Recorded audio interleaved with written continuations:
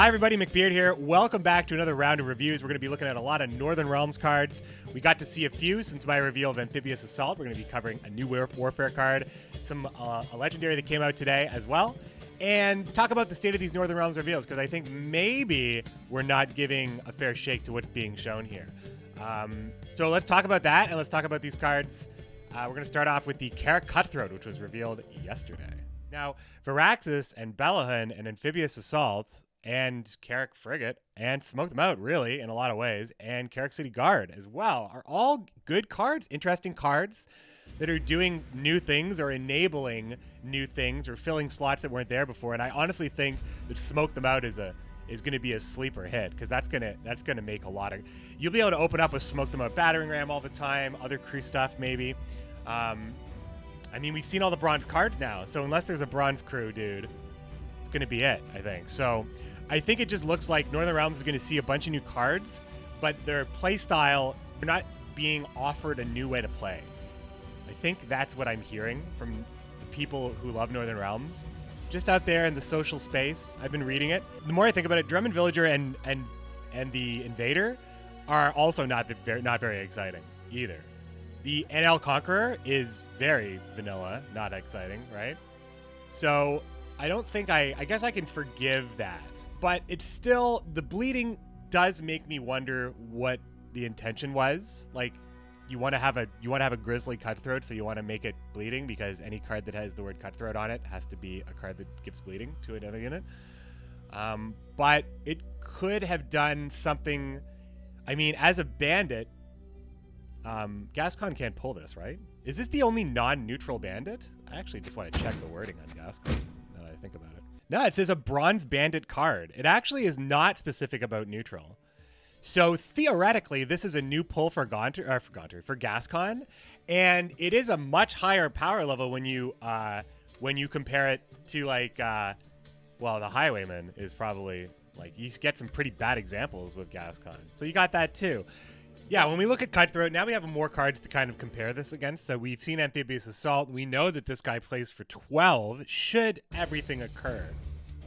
The unfortunate thing about the bleeding, you did point this out, J. William James. Considering Veil is a mechanic added in this game, a card that's released that gives bleeding doesn't look as exciting as it could. But there's probably still going to be lots of targets without Veil. Like, these cards are pretty good that we're getting in Master Mirror, but you still have to play some of the old cards in Gwent too. So you probably will have targets, and you will just wait till you have a target. So it's not that this card plays for any bad amount of points. It's not that this card probably won't even be included. I mean, you probably just include this. If you're just looking at points. Now, I like Radovid's Royal Guard. I like the protection. I think the armor is awesome on any further engine stuff. This guy needs protection, or you play him for 6 up front, which is probably good enough in some cases if you're really, really worried. It's a versatile, fine, powerful bronze card that isn't a soldier, I don't believe, or is it? But it has formation, so, you know, we already have Royal Guard, but I don't believe this is a soldier either. I don't think he has that going. Oh, wait, Carrick Marine? No, he is. My bad. He is. Okay, good. That would be too bad. It'd be too bad to have more cards that were not soldiers that were added. So this card, there's just nothing really wrong with the card, right? It's a solid 4P card. It's probably going to see play, and that's just that. And I think that when this card came out, it was fine. And then we got to see the Carrick Marine. So the other 4-point card here is this was revealed today. It's a 4 provision, 3 strength card. With Order and Zeal, boost an allied unit by 2. With Devotion, boost an allied unit by 4 instead. And I think that this card maybe could have been slightly more interesting. But if you're going to miss the mark on a card, I think 4 provisions is where I'd rather it be, I think. I mean, the Cutthroat just seems so decent already that the Devotion here it's not exciting. It's not like, oh, I want to get into the Devotion here and I want to play this. Like, as far as Devotion cards go, most of the Devotion bronzes did seem to be like the simpler cards, like NL Conqueror. But then you had stuff like War of Clans, which isn't a great card, I don't think, unfortunately. But the Devotion at least had a level of interest. This card, I feel like the reason why this card is probably probably the worst card in the set is that it's not offering anything new, except that it's a pirate, which doesn't mean much. So if this card was perhaps offering something new, it is a soldier as well, for what it's worth, but if it was offering something new, like let's say this card could have been a 4 provision knight that really could have benefited from movement that isn't the Redanian knight, or something like that. Something that would make Mad Charge more playable. Or, I'm just spitballing here. Like, I just think that this card just isn't doing a lot of interesting stuff. And it's not because it's not going to be points. But so far, Devotion, we need to see a good reason to play Devotion. Varaxis is pretty good. And this is also a soldier. But if it's come out now. We're down to all last bronzes. There's no Purify at bronze for Northern Realms. So, is Devotion going to be worth it? Is it going to be worth it? I think that people are overvaluing the need. Like people are, what's the word I'm looking for? Hung up. They're hung up on the Purify situation for Northern Realms because Pellar's in the game. And yeah, it doesn't look good when you see Nilfgaard getting Imperial Diviner and Northern Realms getting nerfed whenever they're good. I think that it's not as necessary because it looks like Devotion isn't going to be that exciting, I guess, unless there is like a really, really good soldier that's going to have Devotion. I think Varaxis arguably could be playable without the Devotion. I don't think he needs to be an engine, and in fact, I don't think his ability lends itself to being played early in the first place because you want to refresh an order. I just think Northern Realms Devotion is... There's going to be one more card with Devotion for Northern Realms because it looks like there's 3 Devotion cards for everything but Skellige. Or they have it in a different way because they didn't have a Bronze Devotion card or a Bronze Devotion unit. They had War of Clans. No, it's pretty even, right? But the Northern Realms card has to be...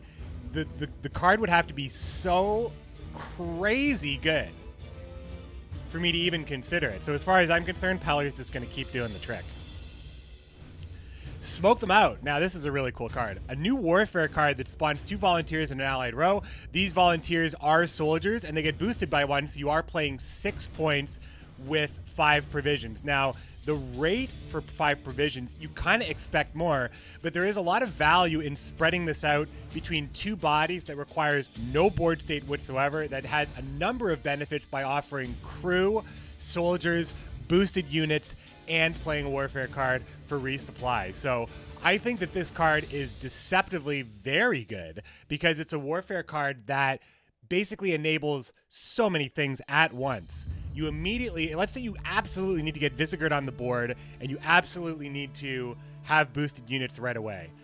In some situations, you can actually plan this. There's probably a lot better examples, but I think that this card really does so much for the entire library of Northern Realm cards. It might be my favorite bronze. It is my favorite bronze. It is my favorite bronze because the Carrick City Guard is good, but I'm not going to play that in every deck. But I just think I'm playing this in most decks. Kind of like how I feel about the Smuggle card for Syndicate. It's just good for everything. It is good. It is arguably... Like, if you had room for a Siege Tower or a Battering Ram or a Carabalista, I honestly think that you would just play this card. So I'm going to say that this is probably as auto-include as, I guess, the Cutthroat, but I don't know. I don't even know about the Cutthroat auto-include. This is a great card. I love this card. Here are the volunteers. It's good that they come out boosted. It works. It works. Again, the excitement factor is it's not jumping off the page, but I really like what it means for everything. And then we have the Carrick Frigate to round out all the bronzes for Northern Realms.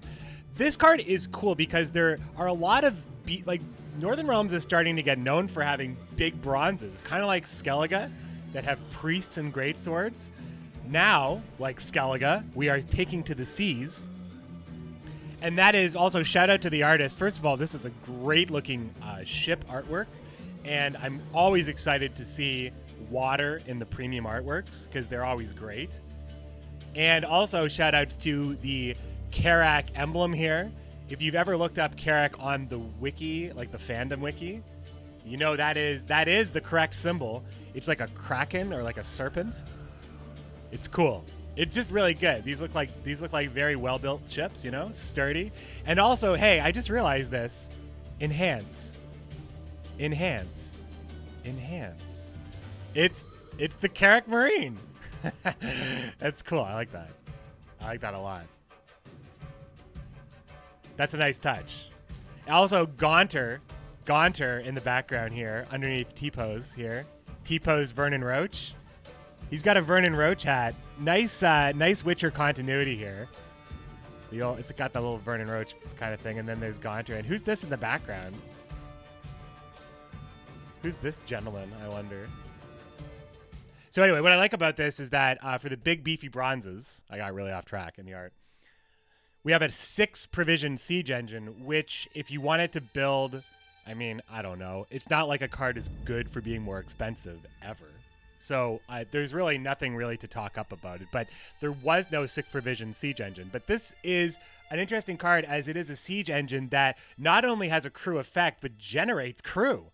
Actually gives you crewmen. And when you have a crew, you get more crew. So it does have a snowbally potential like most 6-point engines do. Again, talking about the Priest, talking about Greatsword, talking about Temerian Drummer as well.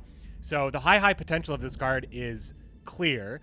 It does require a full-on 5 points of removal to hit it. If it's given Zeal, that's okay, but it doesn't have Zeal, so it can be removed. But there's a lot of cards that are soldiers that care about siege engines that, you know, give Zeal. Like, you know, Vess is in the game, siege support's in the game, and have seen play in some situations because it does do wonders for you if you just, you know, your opponent kind of has to answer that. If you get to use Zeal and you're playing Inspired Zeal as a leader, it's basically like saving you a leader charge. You could play Vess for 7, damage unit by 2, get something in death blow range for whatever reason you needed to. Now you have a soldier on one side of the Carrick frigate, play the frigate next to Vess, play the crew, you have the crew, and then the ability refreshes. It's not a bad combo. It doesn't seem like a bad combo, perhaps. If we're exploring some stuff, the only reason why it would be bad is that it's too expensive, and there's probably just better ways to get the same kind of value. So, to the high seas, Northern Realms goes. And the last card we're going to be talking about here is the legendary card that was, sorry, it's an epic card. The epic card that was shown today. King Belohun. Whenever you play, this is a pretty cool card. This is an interesting card. So I can't be hearing stuff about Northern Realms not getting interesting cards when Varaxis and this card are very interesting. I think that also the frigate is very interesting as well. And there's still, Egemon's not super interesting, but I think all the Patience cards, you get a pass with those. And I think that out of all the evolving cards, Varaxis is the most interesting one. Unfortunately, the least likely one to play with Devotion. But here we have another Devotion card. 9 provisions for a 5 strength human, probably not a soldier. I don't think there would be any other tags on our good king. Just a human. He's only human, just like you and me. Tragic and flawed. All right, cool. King Belohun, yes, a 9 provision, 5 strength human. Whenever you play a unit with power less than 4, set its power to 4. With Devotion, increase the power limit to 5. Initial takes on this card were that I wasn't blown away by the power level, considering this guy occupies the same slot as Reynard, Odo, who does offer a lot of versatility and the idea that he's inspiring everything that is played. However, the ceiling on Belohun is a little bit different. Like, you're boosting Redanian archers. You're not boosting cards like Poor Infantry and Redanian Elite, unfortunately, because I believe that the deploy effect occurs before the unit is officially played. But Field Medic, let's jump back into the deck builder real quick. Cards. So is it Northern Realms unit? I got to make sure I'm checking here. So this is when you play a unit. So much like Gulo in the chat, you're saying it's like friendly Artis. Indeed, the cool thing about this card is that it does occupy a space that Artis and like Gels also occupies. So for that reason, it is cool that Northern Realms kind of has one of those deck building engine type of cards that are very vulnerable and require a little bit of build around. And because this is devotion based, you're probably only ever looking at the Northern Realms cards. So you're not looking at stuff like Highwayman, but you are looking at stuff like Field Medic. So Field Medic in a devotion deck plays for 9 points. Is that right? 5, 6, 7 on one side, 8, 9 on the other side. That is pretty strong. That is a pretty strong card. A nice little combo.